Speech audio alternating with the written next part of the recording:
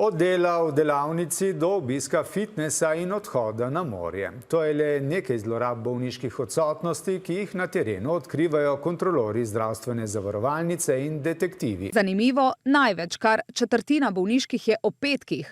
V detektivski zbornici medtem poudarjajo, da imajo za razliko od laičnih kontrolorjev detektivi bistveno več pooblastil pri ugotavljanju kršitev. Lahko zbiramo informacije od oseb in javno dostopnih virov, uporabljamo osebno zaznavo in uporabljamo tehnična sredstva. Detektivi so strokovno usposobljeni, imajo licence. Že danes teče nadzor lahko dvotirno.